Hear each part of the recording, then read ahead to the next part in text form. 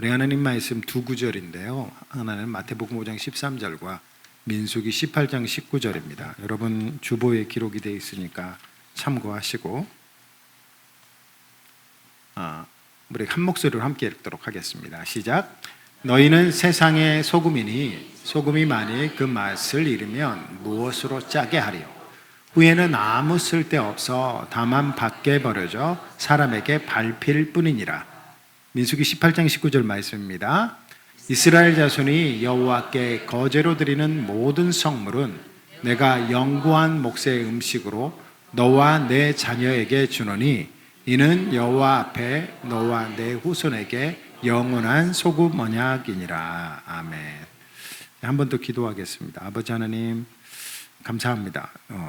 주님이 우리에게 말씀하시는 분이시니 교회가 듣게 하시고 성령께서 우리에게 감동을 주사 전하는 자와 듣는 자가 주님의 진리의 말씀 안에 하나 되게 하시고 또 하나님이 인도하시는 대로 순종케 하소서.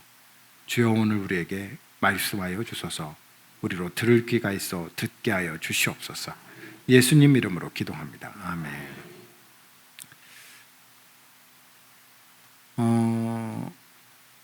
제가 이제 계속 성경에 나오는 음식들 이렇게 하고 제가 떡도 했다가 물도 했다가 이번에는 소금에 관한 얘기를 좀 한번 해볼까 해요. 소금이 이게 요즘은 참 흔하지만 옛날에는 소금이 굉장히 귀했던 재료 중에 하나라고 얘기를 해요. 그래서 제가 한번 이렇게 소금에 관한 역사에 관한 짤막한 글들을 몇 개를 읽어보니까 인류 역사상 가장 큰 부자였던 사람이 이 아프리카 말리에 있는 만사무사라는 이름이 좀 독특한데 그 왕인데 이 사람이 인류 역사상 가장 큰 부자였대요. 한 예화로 이 사람이 이슬람이라 성지를 순례하러 메카로 지나가면서 길거리를 다니면서 금을 뿌리고 다녔대요. 진짜로. 근데 그 뿌리고 다닌 금 때문에 금값이 완전히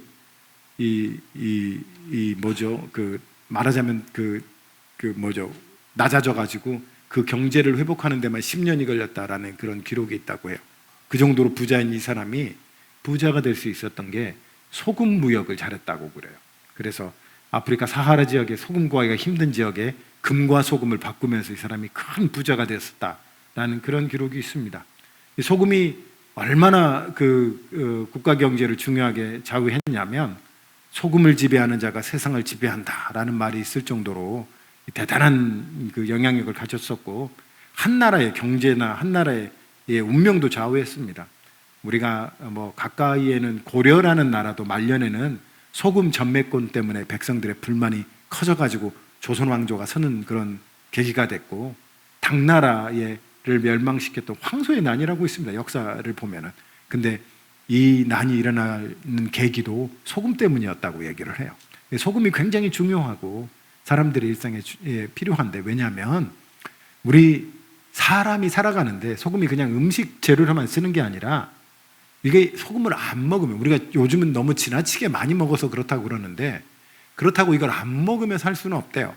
소위 우리 알다시피 날 더운 날 땀을 많이 흘리면 먹어야 되는 게 소금이잖아요. 이런 무기질을 섭취를 해줘야 저는 의학용어는 잘 모르지만 그래도 우리 안에 세포 안에 전해질이 채워져서 그래 사람이 살 수 있다라는 얘기를 합니다. 성경에 이제 소금에 관한 얘기가 자주 나오지는 않지만 구석구석 중요한 의미로 많이 나옵니다. 근데 실제로 구약 성경의 이제 히브리 사람들은 소금이 그렇게 구하기가 어려웠던 사람들은 아닌 것 같아요. 왜냐하면 이스라엘에는 사해라는 지구상에서 가장 염도가 높은 호수가 있습니다.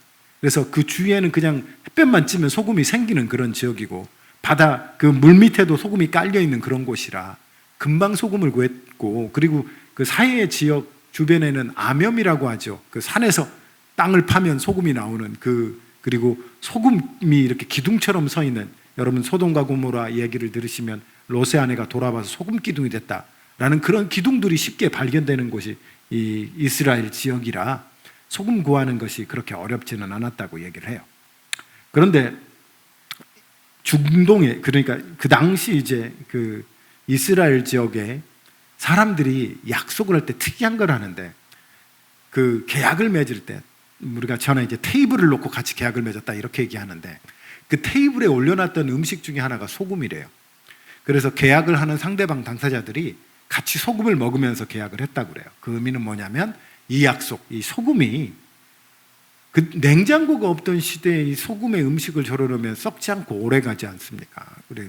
그게 과학용어로 삼투압 현상이라고 하는데 그렇게 소금을 같이 먹으면서 이 약속이 영원히 보존될 것이다라는 뜻으로 소금으로 이렇게 약속을 맺는 의식을 행했다고 그래요.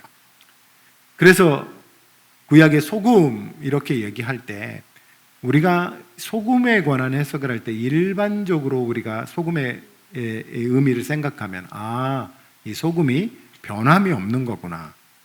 그래서 영원한 거구나 라는 얘기를 합니다. 당시 얼마나 이 소금이 중요했냐면 배를 타고 여행하는 사람들이 그 안에 냉장고가 없잖아요. 그래서 주로 먹었던 음식들이 돼지고기나 아니면 물고기를 잡아다가 소금에 절여놓고 오래 여행하는 동안 그것을 보관해서 그렇게 먹어서 여행을 했다고 그래요. 그러니 소금이 없이는 오랜 여행도 안 되고 음식을 오래 보관하는 것도 안 됐다고 얘기를 해요.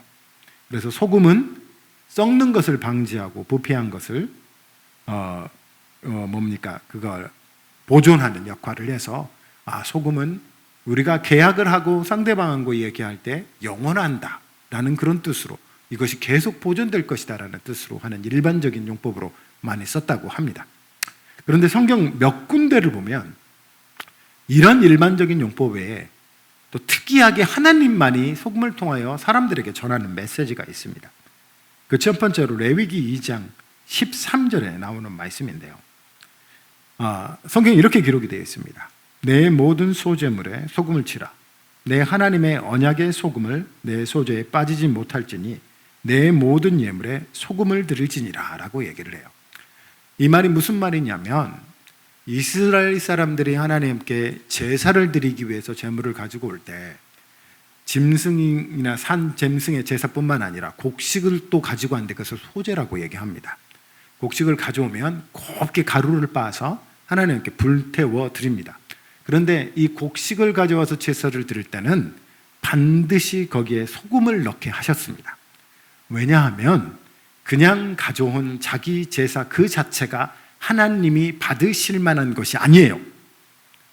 그래서 이스라엘의 모든 제사는 피를 뿌리던가 아니면 거기에 뭔가를 더해서 거룩하게 했다, 하나님이 받으실 만한 것이 됐다라는 표를 남겨야 되는데 곡식을 드릴 때는 소금을 넣어서 이 제물이 하나님이 받으실 만한 거룩한 것이 되었다라는 뜻으로 얘기를 합니다. 이것과 비슷한 얘기로 열왕기하 2장에 보면은 엘리사 선지자가 이제 엘리야가 승천을 하고 여리고에서 며칠 묵었던 일이 있습니다. 그때 사람들이 와서 엘리사에게 어려운 부탁을 해요. 무슨 부탁을 하냐면 선지자님, 우리 마을이 굉장히 좋은 위치에 있지만 저희가 곡식을 재배할 때마다 이 작물이 그냥 썩어버리고 떨어지는 게 아무리 해도 물이 안 좋아서 그런 것 같습니다. 어떻게 좀 도와줄 수 없습니까? 라고 얘기를 해요. 그때 엘리사가 마을 사람들에게 깨끗한 그릇에 소금을 담아와라 라고 얘기를 해요. 그래서 마을 사람들이 엘리사에 갖다 주니까 엘리사가 그걸 들고 물의 근원으로 갔다고 성경은 얘기해요. 그러니까 물이 솟아나는 데 갔죠. 거기다가 이 소금을 던집니다. 그래서 그 이후로 물이 깨끗해지고 다시 곡식이 잘 자라기 시작했다고 성경은 얘기해요. 소금에 거룩하게 한다는 능력은 치유하는 능력을 보여주고 싶으시구나. 그냥 소금 자체의 능력이 있는 것이 아니라 소금을 통해서 우리에게 말씀해주고 싶은 것이 그냥 단순히 보존한다, 아니면 그것이 영원하다 이것이 아니라 치유와 회복에 관해서도 얘기를 하는구나 라는 말을 하는 거예요. 그래서 오늘 여러분 읽었던 이 본문을 이런 기본적인 이제 배경을 이해하고 읽는다면 이스라엘 자손이 하나님이 이스라엘 자손을 택해서 각 지파들에게 땅을 나눠주시면서 그 땅에서 나는 소산을 먹게 했습니다. 이걸 기업이라고 얘기를 해요. 그런데 그 기업을 허락하지 않는 지파가 하나 있었는데 레위 지파죠. 이 사람들은 성막을 떠나지 않고 성소를 떠나지 않고 계속 거기서 섬기며 살아야 돼요. 어떤 사람은 청소를 하고, 어떤 사람은 수선을 하고, 어떤 사람은 예배를 드리며 계속 거기서 살아야 되는데, 이렇게 살다 보니 자기들의 생계를 유지할 수가 없어요. 오늘 여러분 읽은 본문은 그 생계를 유지할 수 없는 레위 사람들에게 하나님이 한 말씀이에요. 그게 바로 민수기 18장 19절 말씀입니다. 우리 같이 한번 읽어볼까요? 민수기 18장 19절 말씀 함께 읽겠습니다. 이스라엘 자손이 여호와께 거제로 드리는 모든 성물은 내가 영구한 몫의 음식으로 너와 내 자손에게 주노니 이는 여호와 앞에 너와 내 후손에게 영원한 소금 언약이니라. 하나님께서 레위 사람들에게 너희가 음식이나 먹을 걸로 걱정하지 마라. 너희 생계에 대해 염려하지 말라. 왜냐하면 하나님이 너희에게 주실 것이다. 주셨고 앞으로도 주실 것이라는 뜻으로 영구한 언약이다라는 거예요. 너희가 나를 섬김으로 손해보는 것이 아니다. 너희가 나에게 내 일생을 드림으로 너희 사는 것이 앞으로 답답하고 막막하고 망할 것이 아니다. 왜냐하면 하나님이 너희에게 너희의 필요한 모든 것을 주실 것이며 너희가 받을 목, 너희가 받아야 할 기업은 바로 나다 라는 뜻으로 레위인에게 주신 말씀이 바로 내가 너희에게 주노니, 그러나 이걸 그냥 얘기하시는 것이 아니라 앞으로도 주실 것이다 약속한 뜻으로 소금 언약이다 라는 얘기를 해요. 이 소금과 아주 가까운 단어를 이 같은 구절에서 찾으란 말은 영구하다, 변함이 없다 라는 말입니다. 근데 이것과 아주 유사한 단어가 하나가 더 있는데 그게 바로 역대하 13장 5절 말씀인데 혹시 성경 가지고 계신 분은 찾으셔도 됩니다. 역대하 13장 5절 말씀입니다. 우리가 좀 시간이 있으니까 한번 찾고 얘기를 한번 해보죠.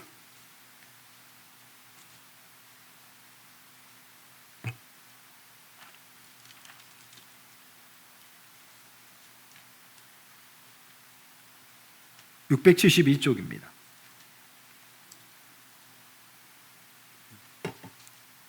우리 13장 5절 말씀을 같이 한번 읽어봅시다. 찾으셨어요? 675쪽 구약성경 역대하 13장 5절입니다. 한 목소리로 함께 읽겠습니다. 이스라엘의 하나님 여호와께서 소금 언약으로 이스라엘 나라를 영원히 다윗과 그의 자손에게 주신 것을 너희가 알 것 아니냐. 이 얘기가 갑자기 어떻게 시작된 얘기냐면 솔로몬의 아들 르호보암의 왕 때에 이스라엘이 분열됩니다. 여러 가지 이유가 있는데 이 르호보암 왕 때 여로보암, 이름이 좀 비슷한데 여로보암이라는 장군이 이스라엘 지파 중에 10지파를 데리고 반란을 일으켜서 북쪽에 이스라엘이라는 나라를 세우고 남쪽에 다윗의 자손 다윗 왕가를 중심으로 예루살렘을 중심으로 두 지파, 즉 유다 지파와 베냐민 지파 이렇게 해서 두 지파를 중심으로 유다 왕국으로 갈라집니다. 우리나라 남북한이 갈라지듯이. 그런데 보시면 아시겠지만 10지파가 갔어요. 그러니까 북쪽으로 갈라진 나라가 더 큽니다. 근데 이 여로보암이 자기가 왕국을 세우고 힘이 세지니까 남쪽에 있는 유다마저 점령하려고 옵니다. 하나님이 자기에게 10지파를 허락하였는데 남은 두 지파마저 점령하고 싶어서 군대를 이끌고 오는데 성경에는 80만의 정예군을 끌고 왔다고 그래요. 엄청난 군대입니다. 당시 숫자로는 80만이면 엄청난 숫자의 군대를 끌고 옵니다. 이때의 왕은 유다에는 아비야라는 왕이 있었습니다. 왕이 40만의 군대를 끌고 이 군대와 맞섰다고 해요. 자, 군대 숫자로는 비교가 안 됩니다. 2배 이상 더 많은 군대고 여로보암은 백전노장의 장수 출신의 장군 출신의 아주 전쟁에 능한 왕이었어요. 아마 이 전쟁에 이길 것이라는 큰 확신을 가지고 왔던 것 같아요. 근데 아비야가 이 여로보암과 함께 온 군대를 향하여 얘기한 말씀이 오늘 말씀입니다. 너희가 지금 이 유다를 치르고 왔느냐? 근데 너희 기억해야 될 것이 있다. 그게 뭐냐면 우리의 군대가 작을 것이다. 너희 눈에 보기에는.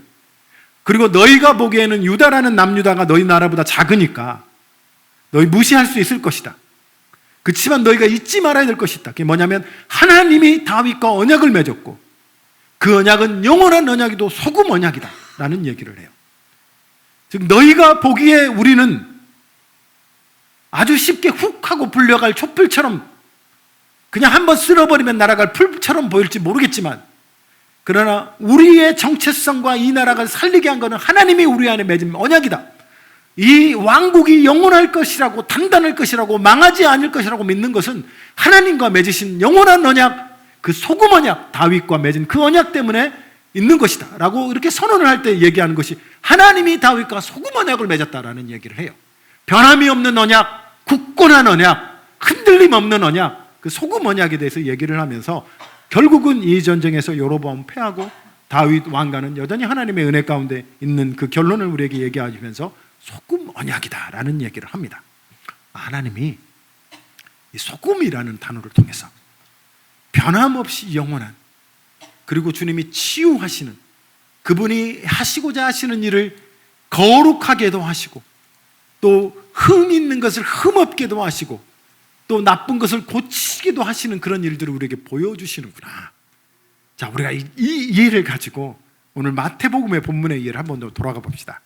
왜냐하면 제가 약간 좀 다른 얘기를 하고 싶어서 그래요. 마태복음 5장 13절 말씀입니다. 함께 읽습니다. 너희는 세상의 소금이니 소금이 만일 그 맛을 잃으면 무엇으로 짜게 하려? 후에 아무 쓸데 없어 다만 밖에 버려려 사람에게 밟힐 뿐이니라. 저는 예전에 이 말씀을 읽고 이렇게 사람들에게 제가 듣기도 하고 전할 때, 소금으로서 우리는 어떻게 살아야 될 것이냐, 그렇죠?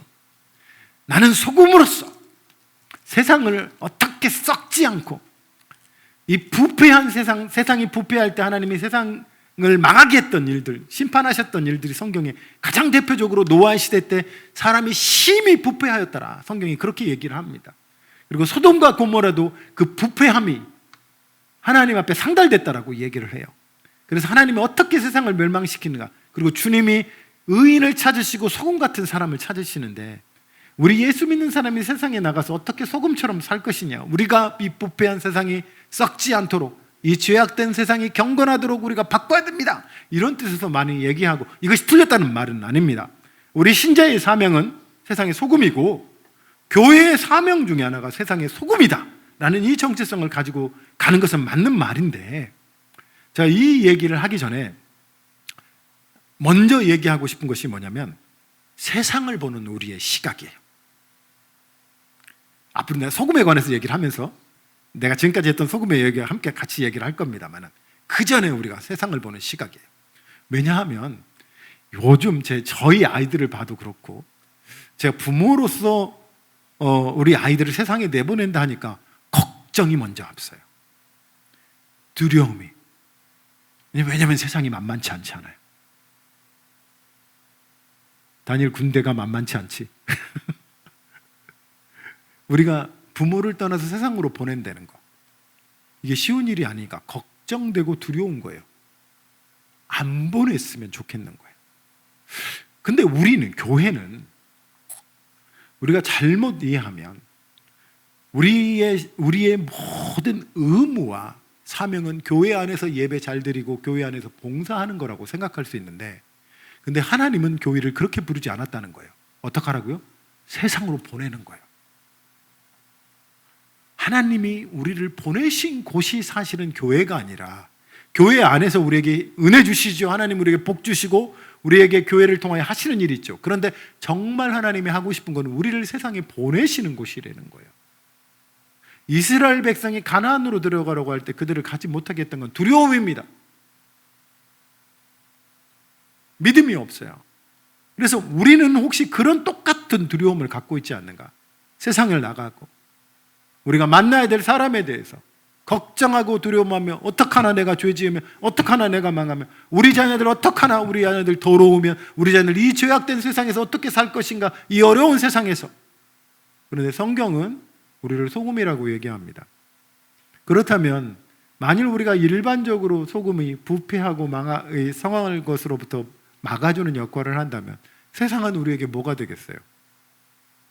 여호수아의 말을 인용하면 세상은 사실 우리의 밥입니다.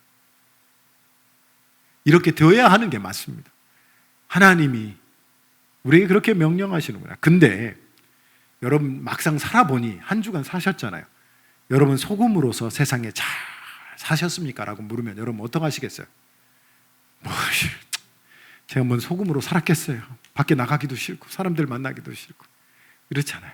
근데 왜 제가 이 얘기를 하냐면 저도 그랬던 것 같아요. 가서 열심히 잘 살아보려고 그랬는데 늘 하는 삶이 세상에서는 실패하고 이 돌아와서 하나님 앞에 늘 회개하고 그랬던 것 같아요. 그런데 우리 지금까지 봤던 소금을 통해서 하나님이 하시는 말씀을 좀 들으면 우리가 한 가지 분명히 기억할 것이 뭐냐면 언약이라는 단어예요.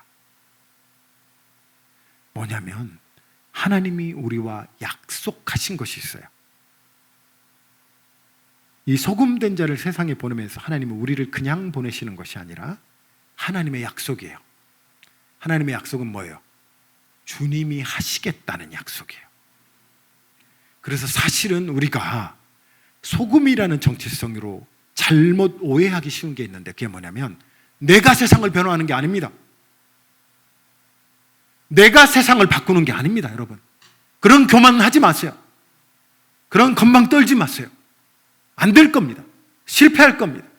내가 하는 것이 아닙니다. 그러면 누가 합니까? 라고 할 때 하나님이 하셔야 합니다.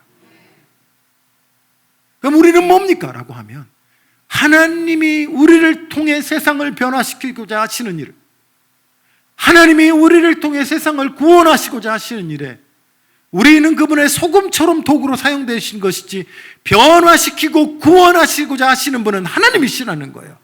내가 하는 것이 아니라는 거예요. 그러니 많이 실패해 보신 여러분, 우리가 혹시 내 힘으로, 내가 내 능력으로, 내 지혜로 세상을 바꾸고자 하는 것이 아닌가, 내가 옳다 하는 대로, 내가 하자는 대로 사람을 변화시키고 바꾸고 내 자식도 내 가정도 내가 원하는 스타일로 바꾸고자 했던 것이 아닌가, 하나님이 하시고자 하시는 일에 나를 들여본 적이 있는가라고 한번 생각해 봐야 할 거예요.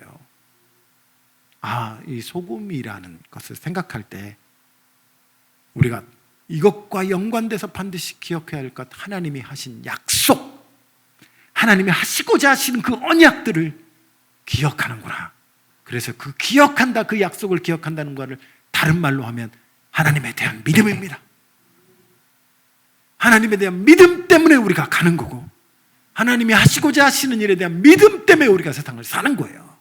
내 능력으로 하는 것이 아니라는 거예요. 그런데 그렇다면 여러분, 우리가 약속을 알아야 될 거 아니겠어요? 왜냐하면 가끔은 우리가 이런 질문을 많이 우리 아이들한테 너는 소원이 뭐냐, 너는 비전이 뭐냐, 이걸 물어보는데 사실은 신자가 너의 비전이 뭐냐, 너의 소망이 뭐냐, 너희 교회의 비전이 뭐냐, 이런 거 묻기 전에 더 물어야 될 것이 있습니다. 그게 뭐냐면 너를 향한 하나님의 약속은 뭐냐, 너는 어떤 약속에 대한 믿음을 가지고 있느냐라는 거예요. 잘 모르겠는데요, 어디에 그런 약속이 있습니까? 이게 약속입니다.